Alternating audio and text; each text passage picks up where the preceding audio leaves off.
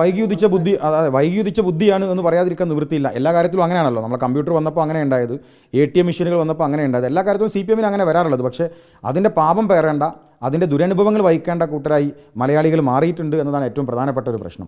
ഞാൻ ആവർത്തിച്ച് പറയുന്നത്, ഇനിയിപ്പോൾ അവരുടെ പോരായ്മകളെക്കുറിച്ചോ അവർ ചെയ്ത അവർക്ക് പറ്റിയ മണ്ടത്തരങ്ങളെക്കുറിച്ചോ അവർ തെറ്റുതിരുത്തിയതിനെക്കുറിച്ചോ ആഘോഷിക്കാനല്ല. ഇനി വരാനിരിക്കുന്ന ഈ പ്രൈവറ്റ് സർവകലാശാലയിൽ അതിൻ്റെ ബില്ലിൽ കേരളത്തിൻ്റെ വിദ്യാഭ്യാസ മേഖലയ്ക്ക് സമൂലമായൊരു മാറ്റം സംഭവിക്കപ്പെടുമ്പോൾ അതിൻ്റെ ഒരു സാമൂഹിക നീതിയിൽ അധിഷ്ഠിതമായൊരു വിദ്യാഭ്യാസം നൽകുന്ന ഒരു സ്റ്റേറ്റ് എന്ന രീതിയിൽ കേരളത്തിൻ്റെ പൊതു താല്പര്യങ്ങളെ സംരക്ഷിക്കുന്നതായിരിക്കണം ഈ ബില്ല് എന്നുള്ളത്. ഇതിപ്പോൾ അങ്ങനെ ഒന്നില്ല എന്നാണ് ഞങ്ങൾ മനസ്സിലാക്കുന്നത്. അതുകൊണ്ട് തന്നെ ഇപ്പോൾ ഞാൻ നേരത്തെ പറഞ്ഞ ഫീസ് റെഗുലേറ്ററി കമ്മിറ്റി ഇതിലില്ല. അത് വലിയ പ്രശ്നമാണ്. സമ്പന്നർക്ക് പഠിക്കാവുന്ന ഒരു സർവകലാശാല സൃഷ്ടിക്കപ്പെടുന്നു എന്നതാണ് നിലവിലെ ബില്ലിൻ്റെ സാഹചര്യത്തിൽ ഈ സർവകലാശാല നമുക്ക് വിളിക്കാൻ വേണ്ടി കഴിയുക. അങ്ങനെയല്ല അതിൽ സംഭവിക്കേണ്ടത്.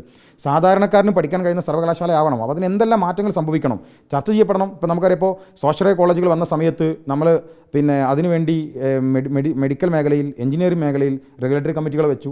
ഫീസ് നിർണ്ണയിക്കുന്നത് അവരാണ്. സ്വാഭാവികമായി മാനേജ്മെൻറ്റുകളുടെയും ഗവൺമെൻറ്റിൻ്റെയും ഒക്കെ ഒരു ചർച്ചയുടെ ഭാഗമായി അങ്ങോട്ടും ഇങ്ങോട്ടുള്ള ഡിസ്കഷൻ്റെ ഭാഗമായി ഒരു തുകയിലേക്ക് എത്തിച്ചേരുകയാണ്. എന്ന പോലെ ഒരു ഡിസ്കഷന് പോലും സാധ്യതയില്ലാത്ത വിധം സമ്പൂർണ്ണമായി 25 കോടിയോ 30 കോടിയോ ഇൻവെസ്റ്റ് ചെയ്യാൻ വരുന്ന ഈ സ്ഥാപനങ്ങൾക്ക് അവർക്കിഷ്ടമുള്ള രൂപത്തിൽ, നമുക്കറിയാം ഈ യൂണിവേഴ്സിറ്റികളിൽ നിന്ന് പണം പിരിക്കുക എന്ന് പറയുന്നത് ഫീസ് അല്ലാത്ത മറ്റൊരു മാർഗ്ഗമില്ല, മറ്റൊരു വരുമാന മാർഗ്ഗമില്ല. അപ്പോൾ ഇതിനൊരു വരുമാന മാർഗ്ഗമായി, ഒരു കച്ചവടമായി കാണാൻ കഴിയുന്ന ഒരു സാഹചര്യം ഈ നിലവിലെ ബില്ലിലൂടെ ഉരുതിരിഞ്ഞ് വന്നിട്ടുണ്ട്. ആ സാഹചര്യത്തെ ഒഴിവാക്കണം. ആ സാഹചര്യത്തെ ഒഴിവാക്കി മാന്യമായ രൂപത്തിലേക്ക് നടപ്പിലാക്കാനുള്ള ഒരു സാഹചര്യത്തിലേക്കാണ് സർക്കാർ പോകേണ്ടത്. ഞാൻ ആവർത്തിച്ച് പറയുന്നു, ഞങ്ങൾ പ്രൈവറ്റ് സർവകലാശാല എന്ന് പറയുന്ന ആശയത്തിനെതിരല്ല.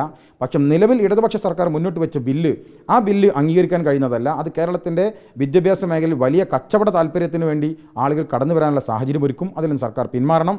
അല്ലെങ്കിൽ ഈ റെഗുലേറ്ററി കമ്മിറ്റി ഉൾപ്പെടുത്തിക്കൊണ്ട് ഒരു കറക്ഷന് സർക്കാർ തയ്യാറാകണം. അല്ലാത്ത പക്ഷം ശക്തമായ സമരവുമായി ഞങ്ങൾക്ക് മുന്നോട്ട് പോകേണ്ടി വരും.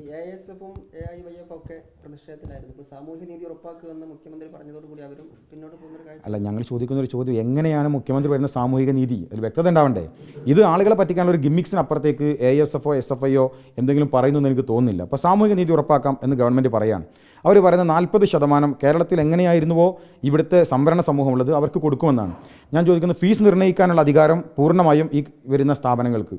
അപ്പോൾ അവർ വലിയ ഫീസ് നിശ്ചയിക്കും. എന്നിട്ടോ ഇവിടുത്തെ സംവരണ സമുദായങ്ങളിലെ സമ്പന്നർക്ക് പഠിക്കാൻ അവസരം ഉണ്ടാകും. അത് സാമൂഹിക നീതിയല്ലല്ലോ. അത് സാമൂഹിക നീതിയാണെന്ന് നമുക്ക് പറയാൻ കഴിയില്ല. അപ്പോൾ സംവരണ സമൂഹത്തിലെ സമ്പന്നർക്ക് പഠിക്കാൻ കഴിയുന്ന ഒരു നീതി, അതിന് പുതിയ പേരിട്ട് വിളിക്കണം. ആ ഇടതുപക്ഷ സർക്കാർ തന്നെ കണ്ടെത്തട്ടെ.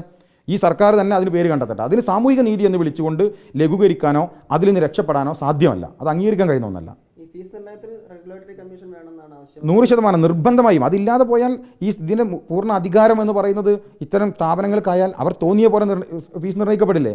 നമുക്കറിയാം, ഇപ്പോൾ കഴിഞ്ഞ ദിവസം മിഹിർ എന്ന് പറയുന്ന ഒരു വിദ്യാർത്ഥിയുടെ ആത്മഹത്യ ഉണ്ടായി. പഠിച്ചത് എറണാകുളത്തെ ഗ്ലോബൽ സ്കൂളിലാണ്. നിങ്ങൾ അന്വേഷിച്ചു, അവിടുത്തെ ഫീസ് ഞങ്ങൾ അന്വേഷിച്ചിരുന്നു. 1ാം ക്ലാസ്സിൽ പഠിക്കുന്ന കുട്ടിയുടെ ഫീസ് 2.5 ലക്ഷം രൂപയാണ്. അവർ പറയുന്നത് കാംബ്രിഡ്ജ് സർവകലാശാല സിലബസാണ് ഞങ്ങൾ പഠിപ്പിക്കുന്നതെന്നാണ് അവർ അവകാശപ്പെടുന്നത്. നമ്മളെല്ലാവരും വാർത്തയിൽ കണ്ടതാണ് ആ കാര്യം. അപ്പോൾ 2.5 ലക്ഷം രൂപയ്ക്ക് 1ാം ക്ലാസ്സിൽ പഠിക്കുന്ന ഒരു വിദ്യാർത്ഥി, അത് കാംബ്രിഡ്ജ് യൂണിവേഴ്സിറ്റിയുടെ സിലബസ് എന്ന് പറയുന്നു, അങ്ങനെ സിലബസിന് അംഗീകാരം നൽകിയിട്ടില്ല എന്ന് വിദ്യാഭ്യാസ വകുപ്പ് പറയുന്നു. അപ്പോൾ ഇത്തരത്തിലുള്ള ചൂഷണങ്ങൾക്കൊക്കെ സാധ്യതയുള്ളൊരു കവാടം തുറന്നു കൊടുക്കാൻ ഇതുവഴി ഇടതുപക്ഷ സർക്കാർ തയ്യാറാവരുത്. സർവകലാശാലകളെ സ്വാഗതം ചെയ്യണം, അതിന് അവസരങ്ങൾ നൽകണം. പക്ഷേ അത് ചൂഷണത്തിനുള്ള കവാടം തുറന്നു കൊടുത്തുകൊണ്ടാവരുത് എന്നാണ് ഞങ്ങൾ പറയുന്നത്.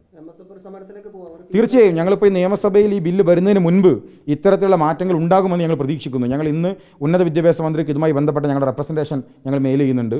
അതുമായി ബന്ധപ്പെട്ട് ബില്ല് വരുന്നതിന് മുൻപ് ഫീസ് റെഗുലേറ്ററി കമ്മിറ്റി ഉൾപ്പെടെ, ഞാൻ നേരത്തെ പറഞ്ഞ സാമൂഹിക നീതി എങ്ങനെ ഉറപ്പുവരുത്തുന്നു എന്നുള്ള വ്യക്തത ഉൾപ്പെടെ ഈ സിലബസുകളിൽ, അക്കാഡമിക് സിലബസുകളിൽ സർക്കാരിന് കൂടി പങ്കാളിത്തമുള്ള രൂപത്തിലേക്ക് അതിൻ്റെ ഒരു ക്വാളിറ്റി എൻഷുർ ചെയ്യുന്ന രൂപത്തിലേക്കുള്ള ഒരു മെക്കാനിസം ഉൾപ്പെടെ അതിൽ ഉണ്ടാകണം എന്ന് ഞങ്ങൾ ആവശ്യപ്പെടുന്നുണ്ട്. അതില്ലാതെയാണ് അത് സഭയിലേക്ക് വരുന്നതെങ്കിൽ നിയമസഭാ മാർച്ച് ഉൾപ്പെടെ ഞങ്ങൾ അതുമായി ബന്ധപ്പെട്ട് ആലോചിക്കുന്നു. അല്ല, ചർച്ചകൾ നടക്കട്ടെ. വിദ്യാർത്ഥി സംഘങ്ങളുമായി ചർച്ചകൾക്ക് സർക്കാർ തയ്യാറാകട്ടെ. ഞങ്ങൾക്ക് നിർദ്ദേശങ്ങളുണ്ട്. ഞങ്ങൾ സർക്കാരിന് മുമ്പിൽ അത് വെക്കാൻ ആഗ്രഹിക്കുന്നു. അങ്ങനെയാണല്ലോ ഓരോ ഘട്ടത്തിലും കേരളത്തിലെ വിദ്യാഭ്യാസ മേഖലയിലെ മാറ്റങ്ങൾ ഉണ്ടായത്. ഇപ്പോൾ 4 ഇയർ ഡിഗ്രി ഉണ്ടാക്കുന്ന സമയത്ത് വിദ്യാർത്ഥി സംഘങ്ങളുമായി ചർച്ച നടത്തിയിട്ടുണ്ട്, അധ്യാപക സംഘടനകളുമായി ചർച്ച നടത്തിയിട്ടുണ്ട്. ഈ സർക്കാരിൻ്റെ കാലത്താണല്ലോ അത് വന്നത്.